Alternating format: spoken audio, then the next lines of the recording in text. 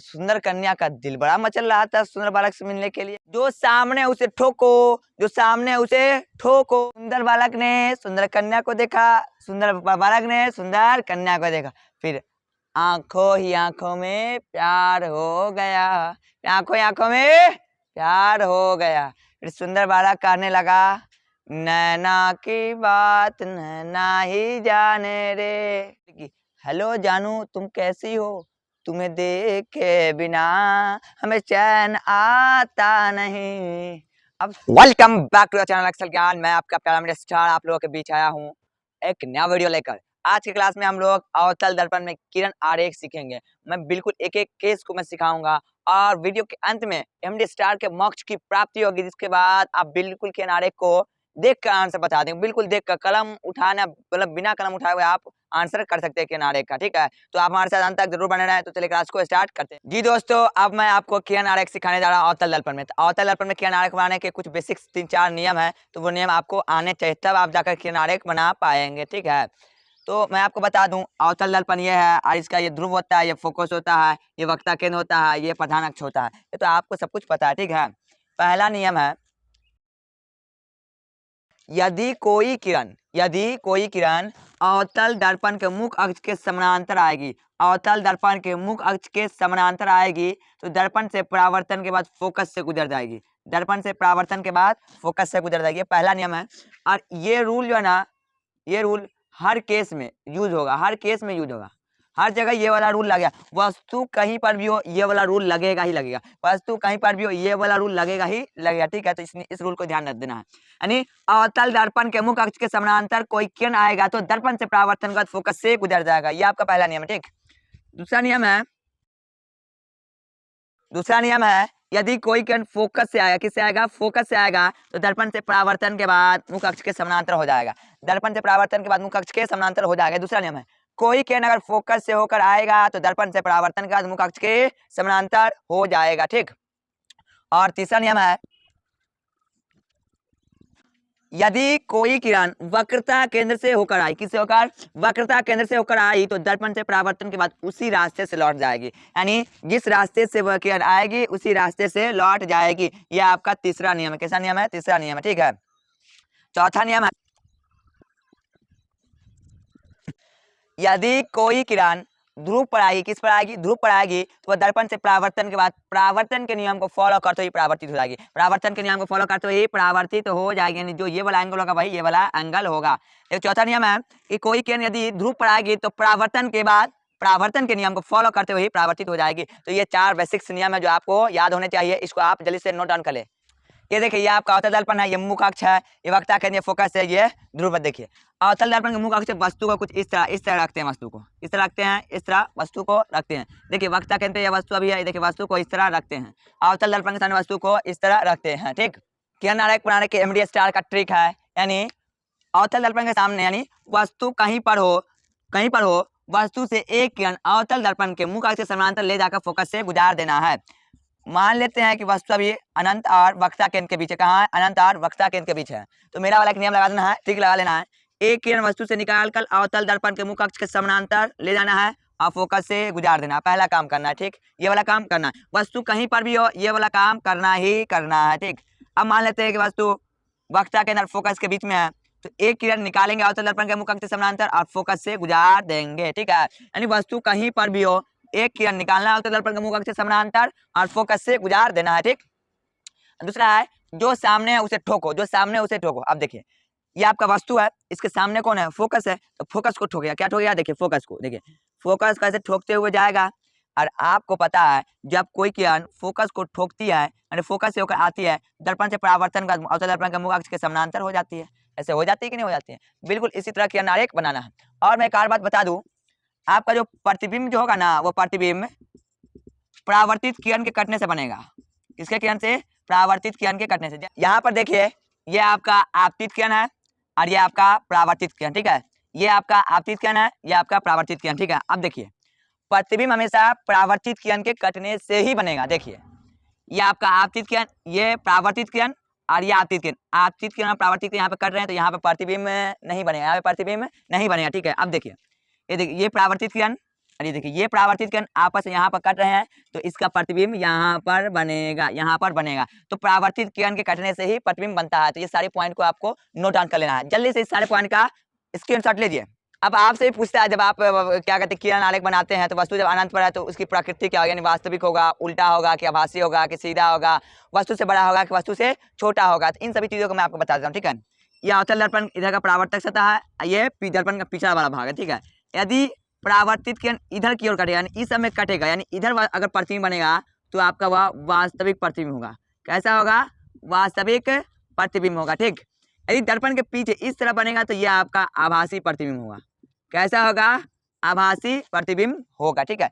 दर्पण के आगे बनेगा वास्तविक प्रतिबिंब, दर्पण के पीछे बनेगा यह आपका आभासी प्रतिबिंब होगा, ठीक। अब ये देखिए,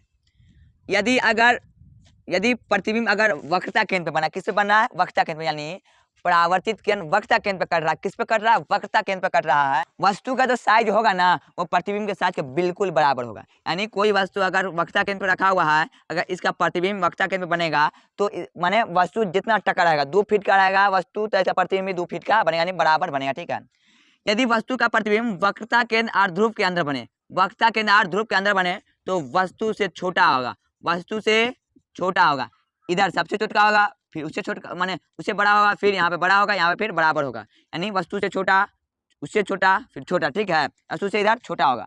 अगर वक्रता केंद्र के इधर बाहर की ओर बना, वक्रता केंद्र के बाहर बना तो ये वस्तु से बड़ा होगा। यहाँ बड़ा होगा, बहुत बड़ा होगा, उससे भी बड़ा होगा। इसी तरह छोटा होगा, छोटा होगा, सबसे छोटा होगा, यानी बहुत छोटा होगा। तो इन सभी चीज का स्क्रीनशॉट ले ले। जी हाँ, अब मैं आपको किरण आलेख सिखाने जा रहा हूँ। तो पहला केस है कि यदि वस्तु अनंत पर, यदि वस्तु कहाँ हो? अनंत पर हो। देखिए ये आपका वस्तु अनंत पर है। कहाँ है वस्तु? अनंत पर है। तो मैं पहला बताया था, एमडी स्टार का पहला ट्रिक था कि वस्तु कहीं पर भी हो और अवतल दर्पण के मुख अक्ष के समानांतर किरण ले जाना है और फोकस से गुजार देना है। देखिए मैंने एक किरण ले गया और फोकस से गुजार दिया। देखिए अब बताइए इसके नजदीक तक कोई नहीं, ये अनंत पर है, तो इसके लिए मैं बेहतर एक किरण नीचे से ले जाता, एक किरण नीचे से मैं ले जाता हूँ और अवतल दर्पण के मुख अक्ष के समानांतर और फोकस से गुजार देता हूँ, फोकस से गुजार देता हूँ।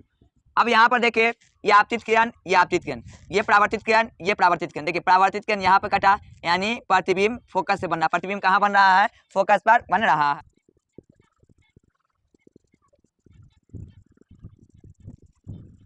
अब देखिए ये जो प्रतिबिंब फोकस से बनना है, देखिए ये दर्पण के आगे, ये दर्पण के आगे यानी परावर्तक सतह की ओर आगे है, तो आगे है तो कौन सा प्रतिबिंब होगा? वास्तविक प्रतिबिंब। कौन सा प्रतिबिंब होगा? वास्तविक। और जो वास्तविक होता है वो तो उल्टा होता है, वो क्या आता है? उल्टा होता है, वास्तविक उल्टा। आप देखिए इस वक्रता केंद्र और ध्रुव के अंदर बनना है, देखिए अंदर बनना है ना, देखिए वक्रता केंद्र ध्रुव के अंदर बनना है ना, तो ये वस्तु से बहुत छोटा होगा, वस्तु से बहुत छोटा होगा, वस्तु से बहुत छोटा होगा।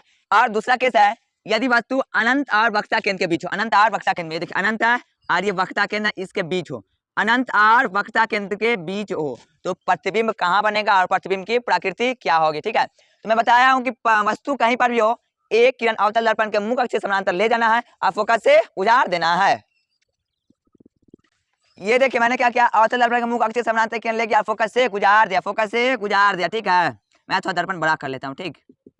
अब देखिए इस वस्तु के नजदीक कौन है, यानी सामने कौन है? वक्रता केंद्र। तो ये वस्तु से दूसरा किरण निकालेंगे, वक्रता केंद्र को ठोकते हुए ले जाएंगे, वक्रता केंद्र को ठोकते हुए ले जाएंगे। मैं आपको बताया था अभी पहला रूल कि यदि कोई किरण वक्रता केंद्र से होकर जाएगी तो दर्पण से परावर्तन के बाद उसी रास्ते से वापस चली जाएगी, उसी रास्ते से वापस चली जाएगी। तो देखिए आपतित किरण भी इसी रास्ते पे, परावर्तित किरण भी इसी रास्ते पे। ये देखिए यह आपतित किरण और ये परावर्तित किरण, देखिए यहाँ पर कटा तो इसका प्रतिबिंब कहाँ बन रहा है? वक्रता केंद्र और फोकस के बीच में। यदि वस्तु अनंत और वक्रता केंद्र के बीच में हो तो प्रतिबिंब वक्रता केंद्र और फोकस के बीच में बन रहा है।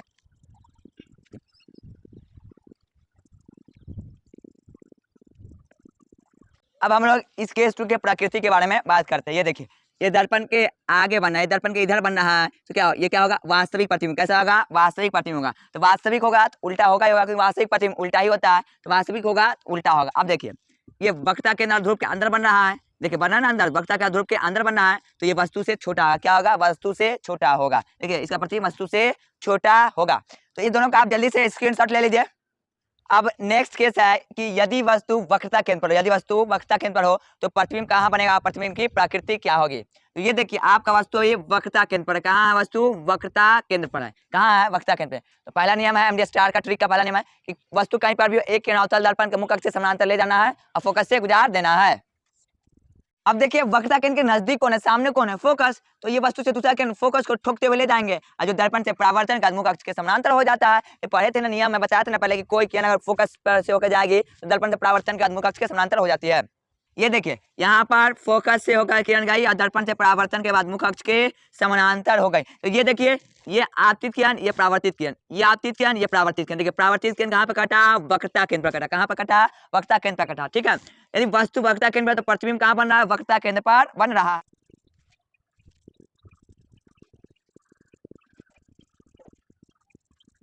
अब देखिए इसकी प्रकृति, ये दर्पण के आगे बना है, दर्पण के इधर बन रहा है तो वास्तविक होगा। और जब ये वास्तविक है तो उल्टा होबे करेगा, जो वास्तविक है वो उल्टा होगा ही होगा। मैं बताया था यदि कोई माने प्रतिबिंब अगर वक्रता केंद्र बना है तो वस्तु के बराबर होगा, वस्तु के बराबर होगा। तो इसका प्रतिबिंब वस्तु के बराबर जितना बड़ा क्या कहते हैं वस्तु रहेगा उतना बड़ा इसका प्रतिबिंब बनेगा। 2 फीट का वस्तु तो 2 फीट का प्रतिबिंब बनेगा। ठीक है, अब नेक्स्ट केस है कि यदि वस्तु वक्रता केंद्र फोकस के बीच में हो, वक्रता केंद्र फोकस के बीच में हो। ये देखिए आपका वस्तु वक्रता केंद्र फोकस के बीच में है और मैं बताया था कि वस्तु कहीं पर भी हो एक किरण दर्पण के मुख अक्ष से समानांतर ले जाना है और फोकस से उजाड़ देना है। ये देखिए मैंने भी दूसरा किरण यहाँ से ले गया, दूसरा किरण भी मैंने यहाँ से ले गया। देखिए दूसरा किरण निकला फोकस से, फोकस को ठोकते हुए दर्पण से परावर्तन के बाद मुख अक्ष के समानांतर हो गया, जो वक्रता के अनंत के बीच में जाकर मिला, वक्रता के अनंत के बीच में जाकर मिला। यदि वस्तु वक्रता के फोकस के बीच में हो तो प्रतिबिंब वक्रता के अनंत के बीच में बनेगा।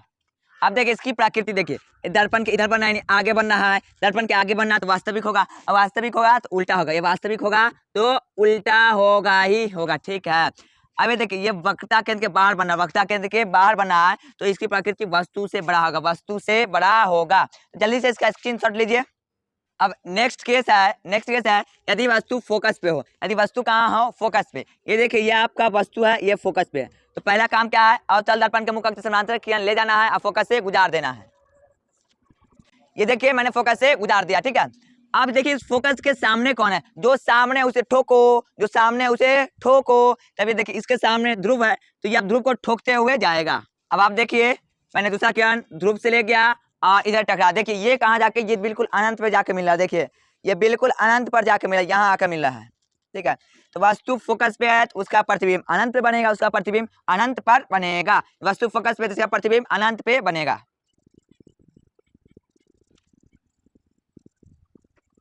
अब देखिए इसकी प्रकृति क्या होगी, ये दर्पण के इधर बन रहा है, दर्पण के देखिए इधर बन रहा है तो ये वास्तविक होगा, और जो वास्तविक होता है वो उल्टा होता है, जो वास्तविक होता है वो उल्टा होता है। तो इसकी प्रकृति होगी वास्तविक और उल्टा। अब देखिए वक्रता केंद्र के बाहर बनना, वक्रता केंद्र के बाहर बनना है तो ये वस्तु से बड़ा होगा, ये वस्तु से बड़ा होगा, ये वस्तु से बड़ा होगा। देखिए मैं लिख दिया, ये वस्तु से बड़ा होगा।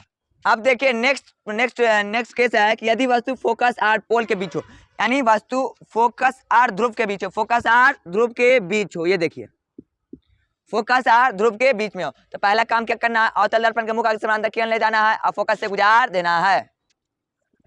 देखिए मैंने गुजार दिया। अब बताइए इस किरण के नजदीक यानी इस वस्तु के सामने कौन है, जो सामने उसे ठोको। इसके सामने ध्रुव है तो ये आप दूसरा किरण निकालेंगे और ध्रुव को ठोकते हुए ले जाएंगे।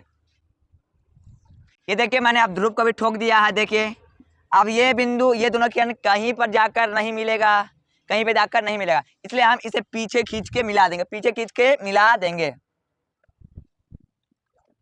ये देखिए मैंने पीछे खींच के मिला दिया, क्योंकि सामने कभी मिलेगा नहीं तो पीछे इसको मिलता हुआ प्रतीत होगा, पीछे से मिलता हुआ प्रतीत होगा। ये देखिए दर्पण के पीछे बना, दर्पण के पीछे बना, कहाँ बना, दर्पण के पीछे बन रहा है। अब वस्तु से बड़ा, वस्तु से बड़ा है, वस्तु से बड़ा है और ये आभासी है क्योंकि दर्पण के पीछे बन रहा है। कहाँ, दर्पण के पीछे, और ये आभासी है और सीधा है। देखिए यहाँ प्रतिबिंब कहाँ बनना है, दर्पण के पीछे। कहाँ, दर्पण के पीछे। और इसकी प्रकृति क्या होगी, देखिए दर्पण के पीछे बनना है तो आभासी होगा, आभासी होगा तो सीधा होगा ही होगा, और ये वस्तु से बड़ा बना, वस्तु से बड़ा बन रहा है। इसका आप स्क्रीनशॉट लीजिए। उम्मीद करता हूँ कि किरण आरेख आपको समझ में आया होगा। अब हम लोग एमडी स्टार के मोक्ष की प्राप्ति की बात करते हैं। ये मोक्ष की प्राप्ति क्या है, तो चले हम लोग देखते हैं मोक्ष की प्राप्ति। अब यहाँ कहानी समझ, देखिए ये सुंदर कन्या, ये सुंदर बालक है, ये सुंदर कन्या, ये सुंदर बालक है। देखिए सुंदर बालक ने सुंदर कन्या को देखा, सुंदर बालक ने सुंदर कन्या को देखा, फिर आंखों ही आंखों में प्यार हो गया, आंखों ही आंखों में प्यार हो गया। फिर सुंदर बालक कहने लगा, नैना की बात नैना ही जाने रे। अब इन दोनों के बीच ना बड़ा गहरा मोहब्बत था, बहुत सच्ची मोहब्बत था। अब बताए जब इनका ठंडी का छुट्टी हो गया, भाई ये स्कूल में पढ़ते थे, इनकी ठंडी की छुट्टी हो गई 15 दिन की, अब ये दोनों अपने अपने घर चले गए। तो सुंदर कन्या का घर अनंत पर है, कहाँ पर है जी? सुंदर कन्या का घर अनंत पर है, कहाँ है? अनंत पर है। और सुंदर बालक का जो घर है ना, सुंदर बालक का घर वो कहाँ? फोकस पर, कहाँ है? फोकस पर सुंदर बालक का। और सुंदर बालक का एक दोस्त है ध्रुव, इसका नाम क्या है? ध्रुव। क्या है? ध्रुव। सुंदर बालक का पड़ोसी ही है, दोस्त है। अब सुंदर बालक सुंदर कन्या को मिले हुए बहुत दिन हो गए, 7-8 दिन हो गए। एक दिन सुंदर बालक ने सुंदर कन्या को कॉल किया, बोले कि हेलो जानू, तुम कैसी हो? तुम्हें देखे बिना हमें चैन आता नहीं। अब सुंदर बालक को सुंदर कन्या को देखे बिना चैन आता नहीं, तो सुंदर कन्या में नहीं बोला तुम्हें भी देखे बिना मुझे चैन आता नहीं, दिन कैसे गुजरता है पता, मैंने बहुत बोरिंग सा फील होता है। तो सुंदर बालक बोला सच्ची बोरिंग सा फील होता है? तो बिल्कुल बोरिंग सा फील होता है। तो बोला कि अरे रे बाबा, तुझसे मिलने को दिल करता है। तो सुंदर कन्या बहुत खुश हो गई, अरे हमरे से मिले का दिल कर, अब तो जुगाड़ लगे, हम तो मिले जाइए लगे अब। तब सुंदर कन्या ने बोला सुंदर बालक को कि आ जाओ मेरे पास, मेरे घर आ जाओ मिलने के लिए। नहीं तो बोला सुंदर कन्या नहीं, हम नहीं आवेंगे। तो सुंदर बालक बोला सुंदर कन्या को कि तुम आ जाओ मेरे घर, तो बोले हम भी नहीं आवेंगे। तब इन दोनों के बीच एक साझा हुआ, क्या हुआ कि एक डेग तुम बढ़ाओ एक डेग हम बढ़ाते, जहाँ पे मिल जाएंगे वहां पर हम लोग बात कर लेंगे, फिर अपने अपने घर चले जाएंगे। तो बोला कि ठीक है, बहुत अच्छी बात है। देखिए अब ये सुंदर कन्या है ना, इसको आप वस्तु मान लीजिए, क्या मान लीजिए? वस्तु। आज सुंदर बालक को ना प्रतिबिंब मान लीजिए, क्या मान लीजिए? प्रतिबिंब। क्या मान लीजिए? प्रतिबिंब। देखिए सुंदर कन्या अनंत पर है तो सुंदर बालक फोकस पे, कहाँ है? फोकस पे। तो जब वस्तु अनंत पर होगा तो प्रतिबिंब कहाँ बनेगा? फोकस पे। प्रतिबिंब कहाँ बनेगा? फोकस पे। दर्पण के आगे है तो वास्तविक उल्टा होगा, वास्तविक उल्टा होगा। और देखिए वक्ता केंद्र के अंदर है तो ये वस्तु से बहुत छोटा बनेगा, वस्तु से बहुत छोटा बनेगा। अब चलिए सुंदर कन्या ने एक डेग आगे बढ़ाया तो मोहल्ला में आ गई अनंत और वक्ता केंद्र मोहल्ला में, कहाँ आ गई? अनंत और वक्ता केंद्र के बीच आ गई। ठीक, तब सुंदर बालक भी एक डेग आगे बढ़ाया। अब सुंदर बालक भी एक डेग आगे बढ़ाया, ठीक है। तो ये फोकस और वक्ता केंद्र के बीच आ गया, कहाँ आ गया? फोकस और वक्ता केंद्र के बीच। ये देखिए सुंदर कन्या जब अनंत और वक्ता केंद्र के बीच में है तो सुंदर बालक वक्ता केंद्र फोकस के बीच में है। यानी जब वस्तु अनंत और वक्ता केंद्र के बीच में होता है तो प्रतिबिंब वक्ता केंद्र और फोकस के बीच में होता है, ठीक है। अब देखिए दर्पण के आगे बढ़ रहा है, दर्पण के आगे बढ़ रहा है तो ये वास्तविक होगा और जो वास्तविक होगा वह उल्टा होगा, ठीक। अब बताइए वक्ता केंद्र के अंदर बनना है, ये वक्ता केंद्र के अंदर बनना है तो वस्तु से छोटा होगा। जब वस्तु वक्ता केंद्र अनंत के बीच में होता है तो प्रतिबिंब फोकस और वक्ता केंद्र के बीच से बनता है, वास्तविक होता है, उल्टा होता है, वस्तु से छोटा होता है, ठीक। अब सुंदर कन्या का दिल बड़ा मचल रहा था सुंदर बालक से मिलने के लिए, बहुत जल्दी थी। इन्होंने एक कदम और आगे बढ़ाया अपने वाले से मिलने के लिए, अपने वाले से मिलने के लिए। तो सुंदर कन्या वक्ता केंद्र पे आ गई, कहाँ आ गई? सुंदर कन्या वक्ता केंद्र पर आ गई, ठीक है। तो सुंदर बालक भी एक डेग आगे बढ़ा, सुंदर का बालक भी एक डेग आगे बढ़ाया। देखिए दोनों एक जगह मिल गए, लेकिन इन लोगों की बड़ी बदनसीबी थी। बात तो कर रहे थे लेकिन कुहासा एकदम घना कुहासा लगा हुआ था, अब आवाज इनको मिल ही नहीं रहा था। बोला कि तुम हम वक्त सुंदर कन्या बोले कि हम वक्ता केंद्र पहुंच गए, सुंदर बालक बोला कि हम भी वक्ता केंद्र पहुंच गए। तो दोनों में से कोई मानने को तैयार ही नहीं कि तुम मिलते तो सामने सामने नजर आते, सामने सामने नजर आते। तो ठीक हम देखते हैं जब वस्तु वक्ता केंद्र पर तो प्रतिबिंब कहाँ? वक्ता केंद्र पर, कहाँ? वक्ता केंद्र पर।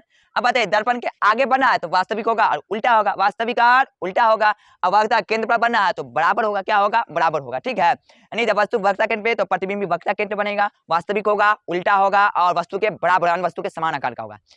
अब ये दोनों मानने के लिए तैयार ही नहीं है। सुंदर कन्या कहा कि नहीं तुम झूठ बोल रहे हो। फिर सुंदर कन्या एक कदम आगे बढ़ाया, कहाँ आ गई? एक कदम आगे बढ़ा के वक्ता केंद्र और फोकस के बीच में, वक्ता केंद्र और फोकस के बीच में। अब सुंदर बालक भी क्या तुम भी साले झूठ ही बोल रहे हो। तो सुंदर बालक भी एक कदम आगे बढ़ा दिया, एक कदम आगे बढ़ा दिया। तो ये जब देखो जब सुंदर कन्या वक्ता केंद्र और फोकस के बीच में है तो सुंदर बालक अनंत और वक्ता केंद्र के बीच में, अनंत और वक्ता केंद्र के बीच में। यानी जब वस्तु वक्ता केंद्र और फोकस के बीच में होता है तो प्रतिबिंब वक्ता केंद्र और अनंत के बीच में होता है। दर्पण के आगे बन रहा है तो वस्तु से मन वास्तविक प्रतिबिंब होगा और उल्टा होगा। अब देखिए वक्ता केंद्र के बाहर बनना है तो ये वस्तु से बड़ा होगा, वस्तु से बड़ा होगा। यानी जब सुंदर कन्या वक्ता केंद्र फोकस के बीच में होता है प्रतिबिंब अनंत और वक्ता केंद्र के बीच बनता है, वास्तविक, उल्टा और वस्तु से बड़ा, ठीक है।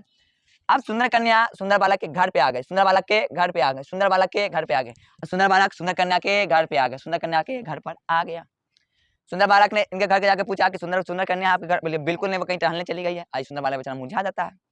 सुंदर कन्या इसके घर आके पूछती है, सुंदर बालक को देखे तो बोले सुंदर बालक कहीं बौरा रहा होगा, कहीं घूम फिर रहा होगा, उचक्कागिरी कर रहा होगा, ठीक। तो जब वस्तु यानी सुंदर कन्या फोकस पे है तो प्रतिबिंब कहाँ बन रहा है? अनंत पर। कहाँ बन रहा है? अनंत पर। यानी जब वस्तु फोकस पे है तो प्रतिबिंब अनंत पे, यानी दर्पण के आगे बन रहा है तो वास्तविक होगा, उल्टा होगा। और ये वक्ता केंद्र के बाहर बन रहा है तो क्या होगा? आभासी होगा, सॉरी वस्तु से बड़ा होगा, वस्तु से बड़ा होगा, ठीक है। जब वस्तु फोकस पे रहता है तो प्रतिबिंब अनंत पर बनता है, वास्तविक होता है, उल्टा होता है, वस्तु से बहुत बड़ा होता है, ठीक। अभी बेचारी सुंदर बालक के तलाश में खोई खोई रहती थी। अब बोला कि अब ये इनके घर से मिला कि सामने पड़ोसी में जाओ ना, इसका एक दोस्त ध्रुव रहता है। कौन रहता है ध्रुव? उसे जाकर तुम पूछो। तब एक देख और आगे बढ़ा है सुंदर कन्या। अब आई बात ध्रुव से पूछने के लिए। किससे? ध्रुव से पूछने के लिए कि हमरे वाले को देखे हो? तुम्हारा दोस्त जो सुंदर बालक, उसको क्या देखे हो? बोले हाँ हाँ हाँ हम देख लियो, हाँ हाँ हम देख लियो। तब सुंदर बालक ध्रुव भी क्या बोला, साला मौका तो बड़ा अच्छा, मौका तो बड़ा अच्छा। बस इसको पीछे हवेली यानी होटल में ले जाता है। होटल में ले जाता है, इसको चाय नाश्ता करवाता है। इसके लिए तो जायजा है। चाय नाश्ता करने तो बगलोलिया भी चल जाती है पीछे चाय नाश्ता करने के, हमारे वाले से मिलाएगा। तो देखो जब वस्तु फोकस और ध्रुव के बीच में होता है तो प्रतिबिंब दर्पण के पीछे बनता है, यानी चाय नाश्ता पे ले आता है, दर्पण के पीछे बनता है, दर्पण के पीछे बनता है यानी आभासी होगा और सीधा होगा, वस्तु से बड़ा होगा। तो उम्मीद करता हूँ कि आपको किरण आरेख बिल्कुल समझ में आया होगा। तो आप हमारे साथ बने रहें। Thank you. मिलते हैं नेक्स्ट वीडियो में।